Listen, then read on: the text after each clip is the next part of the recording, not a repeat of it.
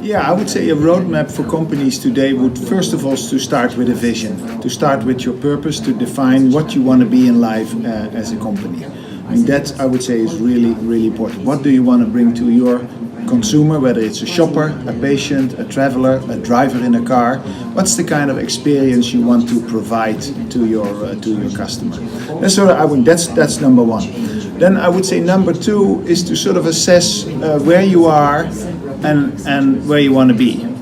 So what technologies, what type of products, what kind of brand, how do you want to organize your channels, how do you want to get to the consumer to deliver that experience? I mean, that's number two, I would say. Then number three is obviously work with your organization, your people, your technology, your processes, and change those into the experience that you want to provide. And this is not like a one-off, because that's today's world. You do that on an iterative basis. It's much more agile. It's trial and error. If something works, you scale it. If it doesn't work, you stop it. So it's a different way. It's not like in the old days you build a big thing and then ultimately you go live with the big thing. No, it is much more trial and error. So vision. What's your consumer experience?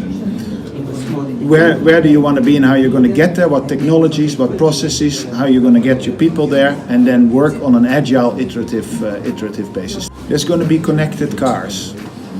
Cars will be self-driving. There's car sharing these days. So that's three very different ways of doing business with you as a driver. It is not I produce a car, I sell a car to you. No, it is providing you with, you could say, mobility. And your mobility needs could be different if you live in the city versus if you live on the countryside. Or your mobility needs would be different if you go on vacation versus when you go to work.